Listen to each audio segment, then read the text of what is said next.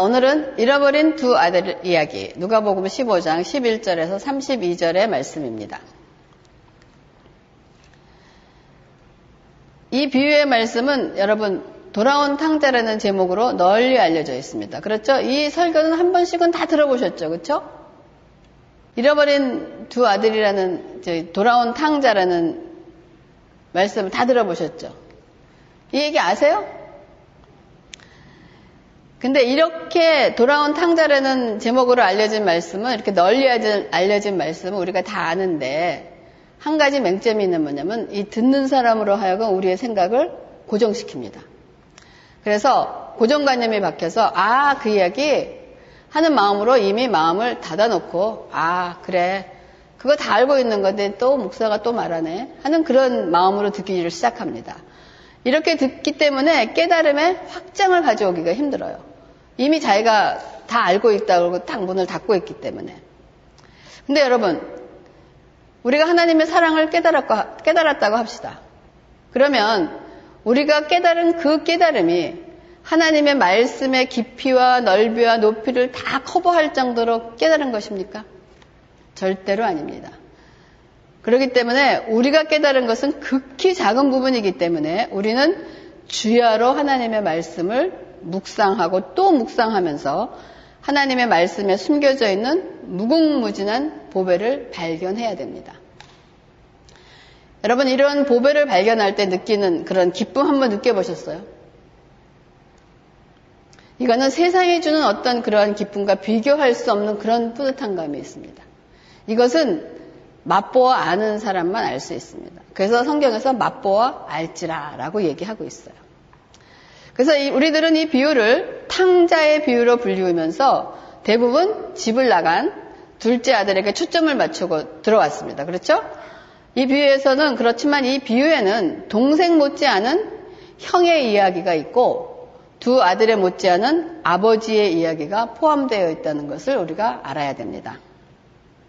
그래서 예수님께서도 집을 나간 둘째 아들의 비유라고 하지 않으시고 어떤 사람에게 두 아들이 있었다라고 말씀을 시작하셨습니다. 그래서 그러면 오늘 이 누가복음 15장에 주신 이 비유의 말씀들의 그 배경을 한번 알아보겠습니다. 누가복음 15장 시작에 세리들과 죄인들이 예수의 말씀을 듣기 위하여 모여들자라고 시작을 합니다. 그러자 누가 들어왔냐? 바리새인과 죄인들이 예수의 말씀을 듣기 위해서 이것을 본 바리새파 사람들과 율법 학자들이 수군거립니다. 이 사람이 죄인을 맞아들여서 그들과 함께 음식을 먹네. 그리고 수군거리자 이 말을 예수님께서 들으셨어요. 그러고 나서 이 말씀을 들으시고 그 말씀으로 인해서 비유를 시작을 하시는데 첫 번째 비유가 뭐냐? 100마리 양을 가지고 있는 사람이 잃어버린 한 마리의 양을 찾는 비유를 얘기하셨어요. 그리고 두 번째는 10개의 드라크마 동전 중에 잃어버린 한 개의 드라크마를 찾는 비유를 말씀하시고 오늘이 세 번째로 잃어버린 두 아들에 대한 비유를 말씀하신 것입니다. 그러므로 여러분이 이 비유를 말씀하시게 된 동기가 무엇이냐? 이 사람이 죄인들을 맞아들여 그들과 함께 음식을 먹는다 라고 수군거렸던 대화 내용 때문입니다. 그럼 이 말씀을 들으시고 비유를 드셨다면 이 대화의 내용에 문제가 있다는 걸 짐작할 수 있죠. 그렇죠?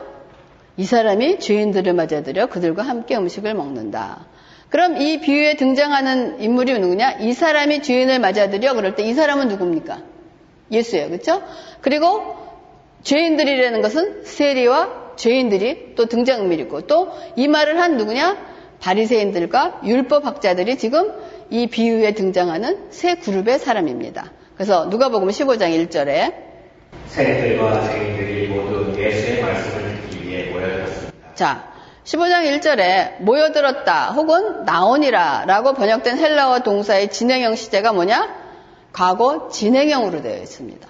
이 진행형으로 되어 있다는 의미는 세리와 죄인들이 이 사람은 쭉 지금 큰아들과 작은아들 중에서 동생의 부리에 속하는 사람들인데 예수의 말씀에 이끌려서 예수님의 사역 현장에 어쩌다 한 번 온 것이 아니고 진행형이라는 건 뭐예요? 계속해서 지금 오고 있었다는 것을 의미하고 있습니다.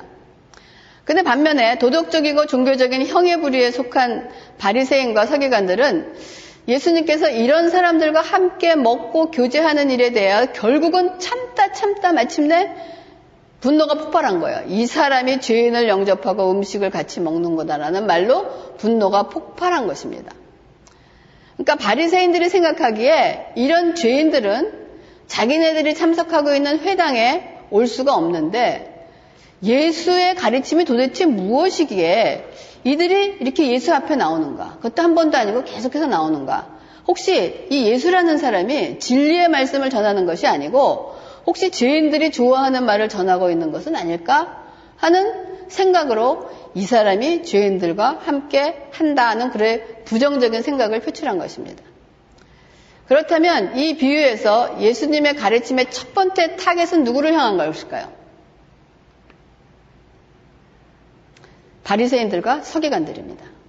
이 사람의 예수님의 이 탕자의 비유라고 말하는 이거에서 예수님이 첫 번째 타겟을 삼은 사람은 누구냐? 바리새인들과 서기관들이에요. 그렇다면 여러분 큰아들이겠습니까? 작은아들이겠습니까? 큰아들이에요. 큰아들을 지금 타겟으로 있는 거예요. 그런데 전통적으로 이 비유는 아버지가 회개하는 둘째 아들을 아무 조건 없이 받아준다는데 거의 전적으로 우리가 초점을 맞추고 그 설교를 해왔고 들어왔습니다. 그러나 이 비유의 첫 번째 초점은 제멋대로 사는 죄인보다는 항상 성경의 규정대로 행하고 있는 종교적인 사람들을 먼저 향하고 있다는 것입니다. 부도덕한 외부인보다는 도덕적인 교회의 내부인입니다. 그러니까 누구를 향한 거냐? 어쩌면 우리를 향한 얘기를 하는 거예요. 물론 예수님은 동생의 자기 중심적인 욕망의 죄를 드러낼 뿐 아니라 자신의 의로 똘똘 뭉친 형의 도덕주의 삶도 여기서 가차없이 다 질책을 하고 둘 다 잘못하고 있다고 얘기하시는 것입니다. 그래서 예수님은 종교적인 사람이나 종교를 등진 사람이나 둘 다 영적으로 잊어버린 존재가인 것은 마찬가지라는 말씀. 둘 다 잊어버린 것은 마찬가지라는 거예요. 그래서 먼저 그러면 잃어버린 둘째 아들을 우리가 만나보겠습니다. 누가복음 15장 12절. 작은 아들이 아버지에게 말했다. 아버지, 세상 중에서 제가 받을 복을 주십시오. 그래서 아버지는 그 아들에게 살림을 나눠주었다. 자, 여러분 유산 분배는 아버지가 돌아가신 후에만 이루어지는 것입니다. 그렇죠? 근데 둘째 아들이 지금 유산을 지금 달라고 하는 것은 어떤 의미냐? 아버지가 죽기를 바라는 것과 같은 의미 아니겠어요? 죽은 다음에 하는 거니까. 또 자신은 아버지의 재산만 원할 뿐이지 아버지는 싫다는 뜻이 아닐까요? 그냥 아버지보다는 아버지가 갖고 나에게 줄 재산이 더 흥미롭다. 그러기 때문에 그들은 아버지란 유산을 물려받기 위한 수단일 뿐 이제 그 관계마저 유지하는 것이 지겨워서 더 이상 견디지 못하고 벗어나고 싶어서 아버지를 찾아가 이제 제 몫을 달라고 한 것은 아닌가 하는 그런 생각을 합니다. 여러분 이런 상황에서 일반적으로 아버지는 어떤 반응을 보일까요? 이 성경에서는 이러한 아들의 요구보다 아버지의 반응이 더 충격적입니다. 아버지가 요구를 아무런 이런 거 없고 뒷목을 잡고 이런 일도 없이 그냥 받아들이셨다는 거예요. 유산을 요구하는 아들에게 아버지는 두 아들에게 여기 살림을 나눠주었다라고 얘기하고 있습니다. 근데 이 살림으로 번역된 헬라어 원어가 뭐냐면 비오스예요. 비오스라는 것은 생명을 얘기하는 것입니다. 그러니까 살림을 나눠줬다는 것이 두 아들에게 생명을 나눠줬다는 뜻입니다. 왜 생명일까요? 여러분 이 당시 재산이라 그러면 현금이 있겠습니까? 이 당시에는 현금 아니에요. 대부분 아마 땅을 소유하고 있는 것으로 아들의 몫으로 재산의 3분의 1을 떼어줘야 되는 거예요. 자, 여러분 왜 둘째 아들에게 3분의 1을 떼어주는지 아세요? 유산이 목이 있으면 큰아들하고 작은아들이 있으면 큰아들은 항상 두 사람이 있으면은 이 동생보다 몫이 하나가 더 갑니다. 그러니까 두 사람이면 셋으로 나눠요. 그래서 3분의 2는 형이고 장녀는 3분의 1이에요. 그러니까 항상 장자는 몫을 하나 더 갖게 돼 있어요. 그러니까 재산의 몫으로 3분의 1을 떼어내주려면 아마 땅을 팔았을 거예요. 그렇죠? 그 현금을 주는 것이 아니고 이 당시 사람들의 그 정체성 자체가 장소와 땅에 매여 있기 때문에 자기가 땅의 일부를 잊어버리면 자아를 잊어버리는 것이나 마찬가지예요. 그리고 지역사회 내에서는 위치 또한 그 위치를 상실해버리는 것과 마찬가지입니다. 결국 둘째 아들이 아버지께 요구한 것은 아버지의 목숨을 찢어 달라는 것이나 마찬가지라는 것입니다. 그래서 그 살림을 나눠줬다라고 하는 것은 아버지가 생명을 주었다라는 그런 것입니다. 근데 아버지는 그대로 해주었어요. 그리고 아들은 집을 떠나서 누가복음 15장 13절. 며칠 뒤 작은 아들은 자기가 가진 것을 모두 챙겨서 멀리 다른 나라로 떠났다. 그러고는 거기서 방탕하게 살면서 그 재산을 낭비했다. 자, 이렇게 떠난 사람이 다 성공하고 잘하는 케이스는 거의 없는 것 같아요. 그렇죠? 이 둘째 아들은 멀리 다른 나라로 떠나서 허랑방탕한 생활로 전 재산을 다 날려버립니다. 그리고 자기 신세가 그의 말대로 그대로 돼지와 같이 되자 스스로 돌이켜 혼잣말로 이제 계획을 세우고 대본을 준비했어요. 무슨 대본을 준비했냐면, 첫째, 아버지에게로 돌아가서 자신이 죄를 지어 아들의 자격을 잃었다고 시인한다.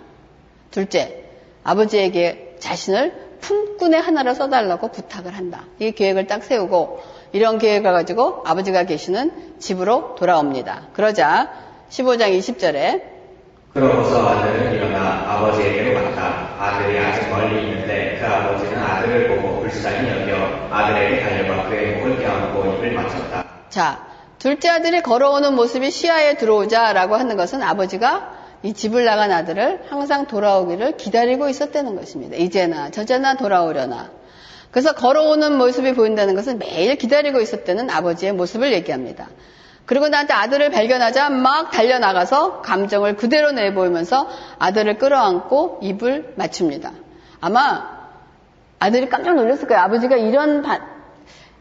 아들이 대본을 준비하고 가면서 아버지가 자기에게 어떻게 할까라고 생각을 했을 거예요. 이렇게 막 반겨주리라고 생각을 안 했을 거예요. 그렇죠? 어떠한 큰 꾸지람이라든지 뭐가 있을 거라고 생각을 했는데 아마 이러한 반응에 아마 깜짝 놀랐어요. 그래서 이제 준비한 대사를 아버지 제가 죄를 지어서 이제 아들이라도 근데 말을 다 끝내기도 전에 아버지는 아들이 하는 말에 관계하지 않고 하인들에게 어서 가서 좋은 옷을 가지고 와서 이 아이에게 입혀라. 그리고 손가락에 반지를 끼우고 발에 신을 신겨라 라고 얘기합니다. 아들에게 제일 좋은 옷을 입혔다는 것은 뭐냐? 아들의 신분을 회복한다는 거예요. 그렇죠?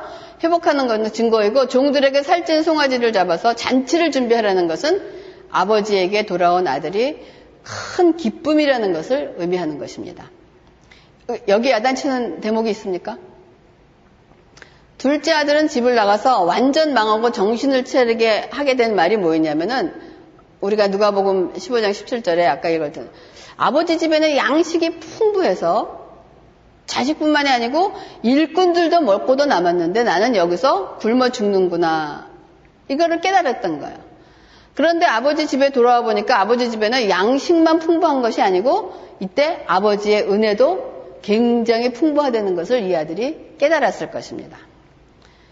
지금 여러분 여기서 아버지께서 보여주시는 이 모습은 우리가 많이 설교하듯이 무모할 정도로 계산하지 않는 하나님입니다. 네가 그렇게 갖고 나가더니 그렇게 갖고 돌아왔더니 너 이걸 하냐 그거에 대한 아무런 걸 묻지 않으세요. 그냥 무조건 받아들이는 그런 하나님의 은혜가 암시되어 있다는 거예요. 그러니까 아버지가 사랑으로 아들을 끌어안은 시점이 어느 시점이에요? 아들이 개과천선을 했을 때요? 아니면 아들이 준비해 놓았던 그 회개의 대사를 다 했을 때입니까? 그거에 관계없이 아버지가 그 아들을 끌어안았다는 거예요. 그것은 뭘 얘기하냐면 즉 우리가 회개해서 아버지가 우리를 받아주시는 것이 아니라 아버지가 우리를 먼저 받아주셨기 때문에 우리로부터 회개가 나온다는 것입니다. 이거는 앞뒤가 바뀐 얘기지만 굉장히 중요한 얘기. 우리가 회개했기 때문에 하나님이 우리를 받아주시는 것이 아니라 하나님이 우리를 받아주셨기 때문에 우리로부터 회개가 나올 수 있다는 것입니다. 그러므로 여러분 하나님의 은혜는 인간의 어떤 공로나 뼈저린 회개로 얻어낼 수 있는 것이 아니라는 거예요.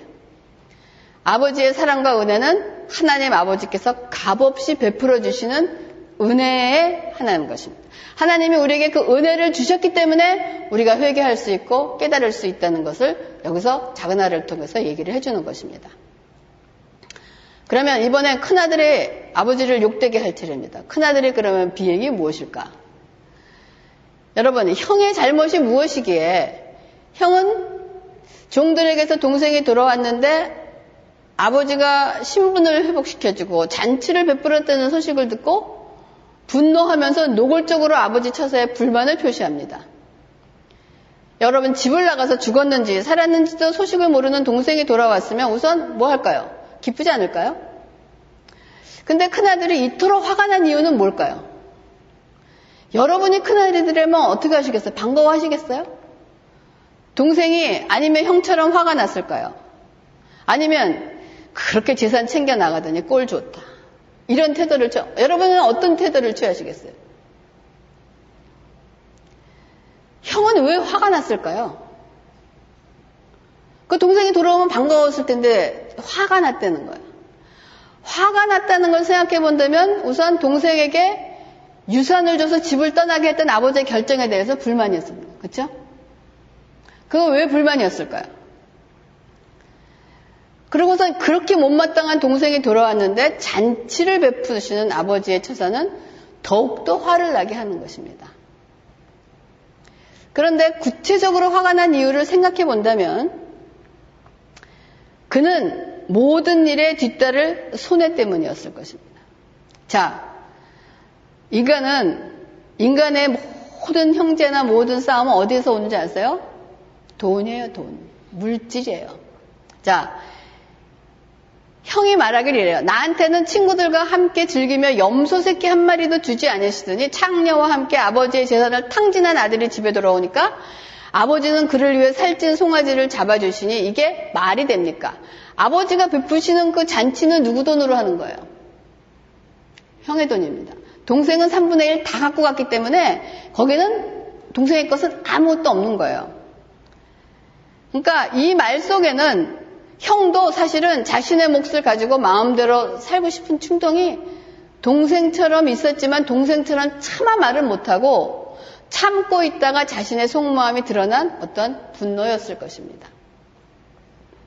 동생은 동생의 몫을 이미 챙겼고 이제 남은 것은 다 형 건데 내 것을 가지고 이렇게 잔치를 베풀다니 자기는 죽도록 일한 나에게는 페니 하나도 안 줬다는 거야, 아버지가.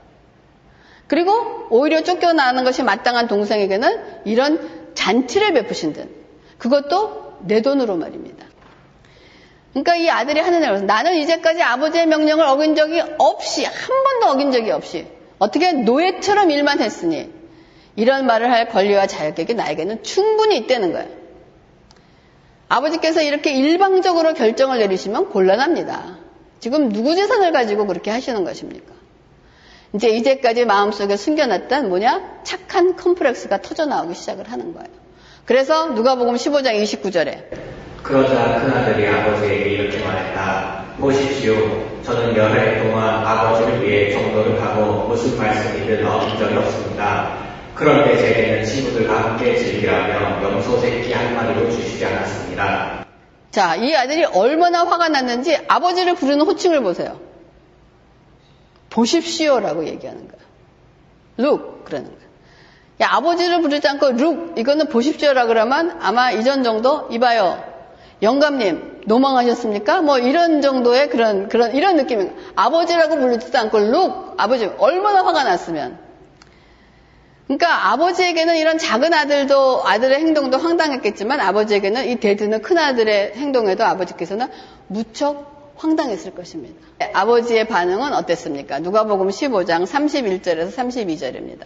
아버지가 말했다. 애야, 너는 항상 나와 함께 있지 않느냐? 또 내가 가진 모든 것이 다 네 것이다. 그러나 이 동생은 죽었다가 다시 살아났고 내가 그를 잃었다가 찾았으니 우리가 잔치를 벌이며 기뻐하는 것이 당연하다. 자, 아버지는 작은 아들과 마찬가지로 큰 아들이 이러는 것에 대해서 한 번도 화를 내지 않으시고 아들아, my son 라고 부르십니다. 그리고 너도 잔치에 함께 하자. 너는 나와 항상 함께 있었고 내 것이 모두 내 것이 아니냐. 내 동생은 죽었다가 살아났으니 우리가 함께 기뻐하는 것이 당연하지 않느냐, 아들아. 라고 이 비유는 결론을 내리지 않고 이것으로 끝이 납니다. 형이 잔치에 참여해서 모든 식구와 화해를 했는지 아니면 계속 불편하게 했는지는 알 수가 없어요. 지금 그냥 이대로 끝나버린단 말이에요. 그럼 둘째 아들을 통하여 묘사된 죄는 누구나 수긍할 수 있을 것입니다. 그렇죠? 둘째 아들이 죄인이라는 것은 당연한 거예요.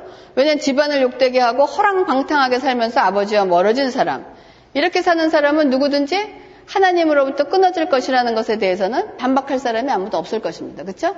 그런데 이 큰아들의 경우는 아버지에게 철저히 순종했습니다. 그리고 자신을 철저하게 통제된 삶을 살았습니다. 자신을 위해서는 염소 새끼 한 마리도 안 잡고 살았단 말이에요. 그러니까 두 아들을 일반적인 기준의 잣대로 대어본다면 동생은 못됐고 형은 착하다고 할 수 있지만 지금 예수님은 아버지와 멀어져 있기는 둘 다 똑같이 멀어져 있다라고 얘기하고 있다는 거예요. 그렇기 때문에 아버지가 밖으로 나가서 둘 다 사랑의 잔치로 불려드려야 할 대상이 되는 겁니다. 그러므로 비유 속에 잃어버린 아들은 하나가 아니라 둘이라는 거예요. 둘 다 잊어버린 아들이라는 거예요. 근데 예수님의 비유의 이야기는 못된 아들, 그러니까 작은 아들은 아버지의 잔치에 들어갔죠. 그렇죠? 옷도 갈아입고 신발도 가고 반지도 끼고 잔치도 들어갔는데 맏아들은 아버지로부터 멀어진 상태 그대로 놓아두시고 비유를 마치셨다는 거예요. 그러면 창녀들과 허랑방탕한 사람은 구원을 받는데 도덕적으로 올바른 사람은 여전히 잃어버린 상태로 이야기가 끝나고 계시다는 것입니다. 그러면 여러분 아까 얘기했죠. 이 이야기를 듣고 있던 이야기의 타겟의 대상이 누구였어요? 바리새인들과 서기관들이었어요. 바리새인들과 서기관들은 나름대로 나는 이만하면 하나님의 사람이고 하나님을 잘 믿고 구원 듣는 사람이라고 하는 사람이 듣는 건데 지금 그 얘기를 듣고 나니까 뭐예요?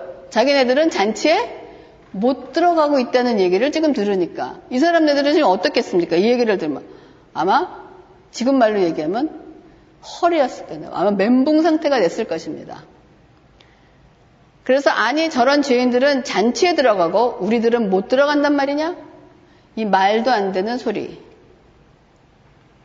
그러나 결국은 여러분 이 형들과 같은 이러한 사람들에 의해서 예수님이 십자가에 못 박혀 돌아가셨다는 것을 우리가 나중에 짐작할 수가 있습니다. 그러면 형은 왜 잔치에 들어가지 않았는가? 아니면 형이 잔치에 들어가지 못하게 막고 있는 것은 여러분 무엇이었기 때문에 형이 잔치에 안 들어갔을까요? 여기 잔치는 천국 잔치고 하나님의 나라입니다. 왜 형은 거기에 들어가지 않았을까? 누가복음 15장 29절에 뭐냐면 보십시오. 저는 여러 해 동안 아버지를 위해 종노릇하고 무슨 말씀이든 어긴 적이 없습니다. 라고 얘기하고 있어요. 여러분 이 말씀은 형이 착함에도 불구하고 못 들어간 것이 아니라 착하기 때문에 못 들어갔다는 것입니다. 여러분 이해가 가세요? 여러분 착함에도 불구하고 못 들어간 것이 아니고 착하기 때문에 못 들어갔다는 것이에요. 결국은 자신과 아버지를 갈라놓은 것은 자신의 도덕적인 자랑에 대한 교만입니다. 이것이 뭐냐? 자기의 의입니다.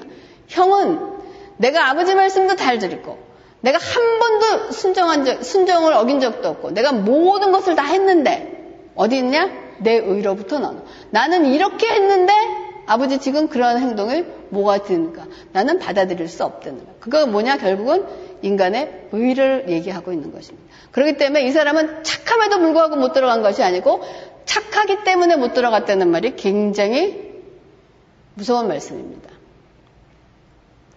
그러므로 그를 아버지의 잔치에 동참하지 못하게 하는 것은 그의 악이 아니라 뭐냐? 그의 바로 의인 것입니다.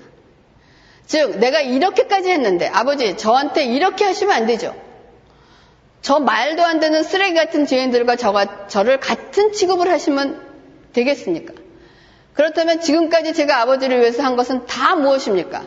이것이 바로 우리 자신의 의라는 것입니다. 내가 한 일에 대한 보상을 원한다는 것이에요. 내가 이만큼 했으니까 하나님은 이렇게. 그러니까 두 형제가 아버지로부터 가장 원하는 것이 달라 보일지는 모르지만 실상은 두 사람의 마음은 같았습니다. 작은 아들은 아버지의 감독에서 벗어나 자신의 유산 지분을 마음대로 쓰고 싶어서 과감하게 아버지에게 강공작전을 펴서 유산을 가지고 나갔고 맏아들은 동생처럼 멀리 떠나진 않았지만 자기 뜻을 관철하는 방식만 달랐을 뿐 그 내용은 이렇게 어김없이 행했으니 내 인생의 모든 일을 내가 원하는 대로 해 주셔야 됩니다. 그런 뜻을 가지고 있는 것이에요. 방법상 하나는 아주 못되게 또 하나는 지극히 착한 척을 했을 뿐 다 아버지의 마음을 멀리 떠난 잃어버린 두 아들이 되었다는 것입니다. 그래서 예수님의 가르침에서 두 아들 중 어느 누구도 아버지를 사랑하고 있지 않았습니다. 둘 다 아버지를 사랑해서 즐거워하고 아버지를 위해 섬긴 것이 아니라 자신의 이기적인 목표를 위하여 아버지가 필요했던 것이에요. 우리가 하나님께 순종해 예배하고 헌신하고 봉사를 열심으로 노력했다는 이유로 하나님이 우리에게 복과 도움을 주셔야 할 의무가 있다고 믿는다면 예수님은 우리를 돕는 자는 되어도 우리의 구세주는 아니십니다. 왜냐하면 인간 스스로 자신을 구주 역할을 맡고 있기 때문에 내가 이렇게 했으니까 하나님 나에게 마땅히 이걸 해주십시오 하는 것은 벌써 내 자신을 구원하는 자가 내 스스로의 나의 행함에 있다고 얘기하는 것입니다. 그래서 두 형제 모두 자신에게 행복과 만족을 가져다 주는 것은 아버지의 사랑이 아니라 아버지의 재물이라고 믿고 있었다는 것입니다. 맏아들이 아버지께 순종한 건 아버지께 무언가를 얻기 위해서라는 것입니다. 하나님을 얻으려고 그분을 닮고 사랑하고 알고 즐거워하려고 순종하는 것이 아니라는 것입니다. 마치 어떤 사람이 11조를 드리는 것이 모든 것이 하나님으로부터 왔음을 시인하며 감사함으로 드리는 것이 아니라 이것을 드리면 몇 배로 축복해 주실 것을 믿고 바라는 마음으로 하는 것과 같습니다. 여러분, 교회에 이렇게 11조 하는 사람 생각보다 많이 있습니다. 몇 배가 되지 않으면 여러분 도로 회수하실 것입니까? 내가 이렇게 들었는데 이렇게 해주시면 하나님 도로 내주세요. 이거는 투자이지 우리의 믿음의 행위가 아니라는 거예요.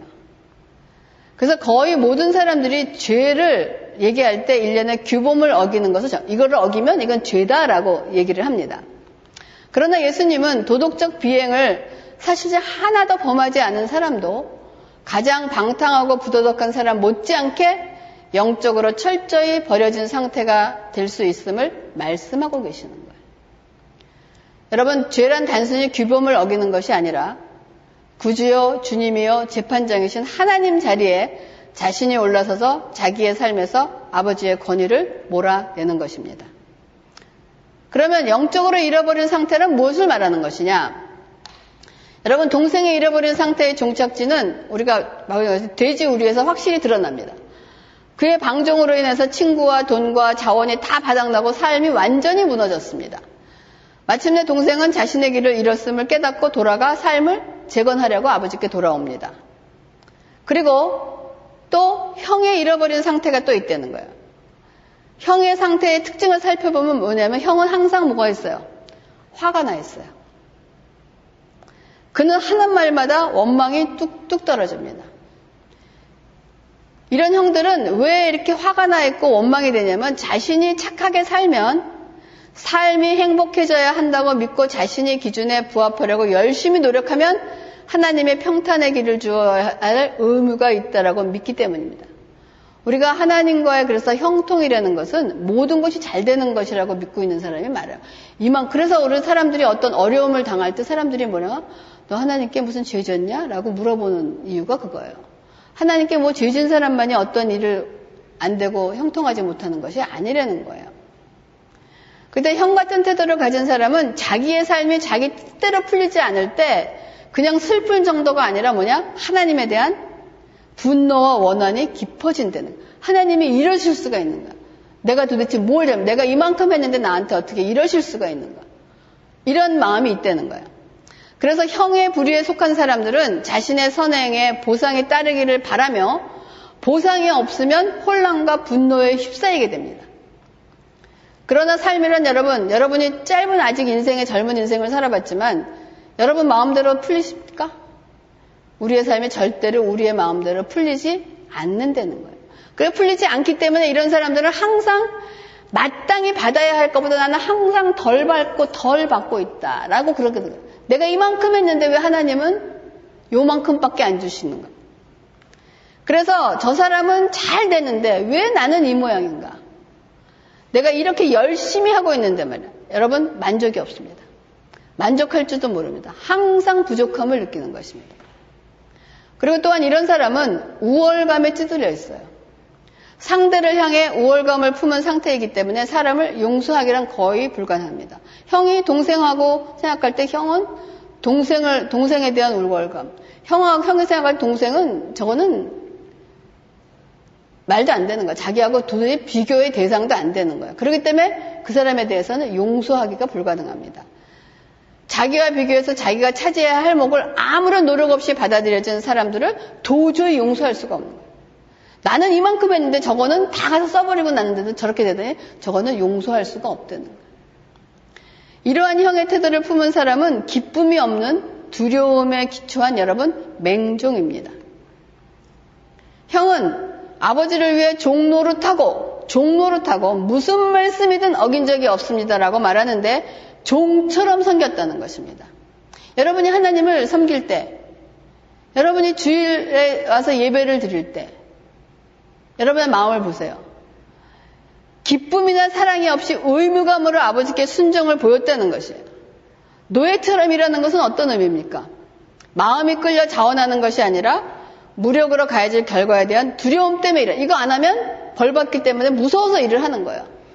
주일날 교회 안 가면 무슨 일이 벌어질 것 같아서, 무슨 재난 당할 것 같아서 가는. 이거나 똑같은 거라는 거예요. 11조 하지 않으면 큰 손해를 볼 것 같아서 꼬박꼬박 내는 사람들. 이런 행함은 결과에 대한 두려움 때문에 행해지는 것이지 나의 행함의 대상이 되시는 하나님을 향한 기쁨과 감사와 자원하는 심령이 없다는 것입니다. 그렇기 때문에 이 형들에 속한 사람들은 이 말씀에 비춰 반드시 자신들을 들여보아야 합니다. 동생은 자신이 아버지와 멀어져 있음을 알았어요. 그렇지만 형은 모릅니다. 그러므로 형의 잃어버린 상태가 어쩌면 더 위험한 거라는 거예요. 자신의 상태에서 아무런 문제도 보지 못하기 때문에 형들은 하나님께 가서 자신의 상태를 치유해달라고 구할 일이 없기 때문에 결과적으로는 치명적인 결과를 낳을 수 있다는 거예요. 여러분, 오늘은 이 비유의 말씀을 통해서 두 아들 모두 잃어버린 자가 되었고 이 두 가지 인생 모두 자체적으로 어떠냐? 파멸의 씨앗이 들어있다는 것을 우리가 알았습니다. 그런데 이 두 가지 인생의 구체적인 해답은 어디서 그럼 찾을까요? 이 형은 어디서 찾고 동생은 어디서 인생의 답을 찾아야 되느냐 이거야. 근데 그 답을 찾으려면 예수님이 이 비유의 등장인물 가운데 빼놓으신 인물이 하나 있어요. 아까 우리가 이 비유의 등장인물이 아버지 있고 두 아들이 있었잖아요. 근데 거기 하나에 빠져있는 등장인물이 있습니다. 누굴까요? 예수님입니다. 여러분, 다음 시간에 그걸 계속해서 하겠지만 모든 사람이 재산을 잃어버린다고 그래서 내가 아버지께 죄를 짓고 죄인이고 돌아가야 되겠다고 하나님께 돌아가야 되겠다고 생각합니까? 아닙니다. 이렇게 된 형은 무엇으로 돌이켜 잔치에 들어가게 할 수 있겠습니까? 거기에 빠져있는 사람이 누구냐? 예수님입니다. 이걸 다음 시간에 to be continue 다음 주에 하겠습니다. 기도하겠습니다.